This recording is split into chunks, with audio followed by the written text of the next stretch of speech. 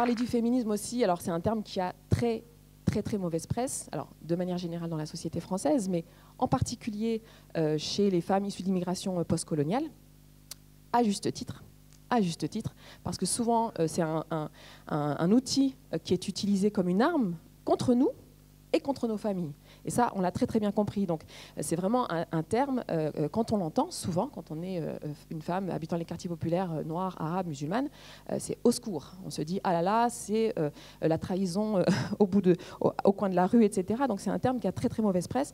Mais aujourd'hui, l'idée, c'est de dire que ce terme peut véritablement, comme tu disais tout à l'heure, être un outil de lutte contre les oppressions que l'on subit à partir du moment où on le manie bien. Voilà, c'est un outil, mais il faut bien le manier. Alors, au-delà des mots, évidemment, il s'agira aujourd'hui de travailler à qualifier, à définir les oppressions qu'on subit réellement, et pas celles dont on parle dans les médias et dans les discours politiques à notre place, avec une parole totalement confisquée. Donc là, il s'agit déjà de définir les oppressions telles qu'on les subit réellement, et aussi, surtout, de travailler à lutter contre ces oppressions de manière, avec la manière la plus stratégique et la plus efficace possible. Voilà, et ce sera tout l'objet des ateliers qu'on vous propose ce matin et cet après-midi. Alors, en quoi la journée qu'on vous propose aujourd'hui en particulier est, on le pense nous, inédite. Alors déjà, parce que aujourd'hui, nous ne sommes pas des sous-catégories. Voilà, nous ne sommes pas aujourd'hui des adjectifs qualificatifs.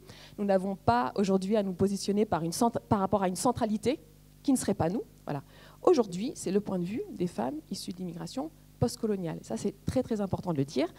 Aujourd'hui, on est chez nous dans le féminisme. Voilà, ça, c'est vraiment central par rapport à la manière dont on a organisé la journée. Parce que de notre point de vue à nous, de femmes issues d'immigration postcoloniale, il n'y a qu'un seul féminisme. C'est pour ça qu'il est au singulier.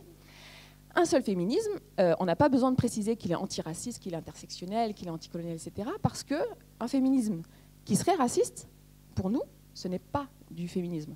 Voilà, c'est du pseudo-féminisme, c'est du racisme et c'est du sexisme. Voilà, de notre point de vue. Et aujourd'hui. Par ailleurs, cette journée, nous la pensons comme quelque chose d'inédit parce qu'on inscrit le féminisme dans le prolongement des luttes de l'immigration. Et en réalité des luttes de libération anticoloniale, et ça c'est très important, de s'inscrire dans le prolongement des luttes qu'ont menées nos parents, nos grands-parents, etc. Et c'est une filiation, c'est un héritage qu'on assume complètement. Des résistantes en Afrique aux résistantes dans nos quartiers, des quartiers d'hier aux quartiers d'aujourd'hui. C'est la filiation qui nous semble la plus évidente et la plus intime.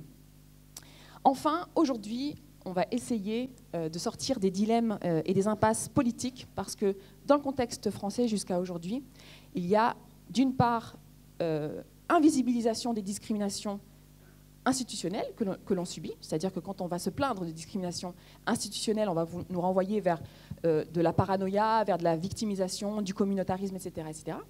Et parallèlement, survisibilisation des discriminations qu'on subirait dans nos espaces, c'est-à-dire dans nos communautés, dans nos familles, dans nos quartiers, etc., etc.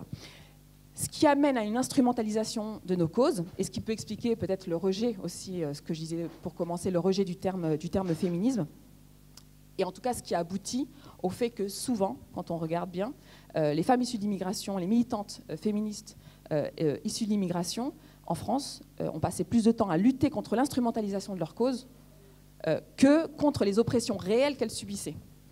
Voilà, il faut dire que le contexte est très hostile. Mais nous pensons qu'aujourd'hui, on est à un tournant,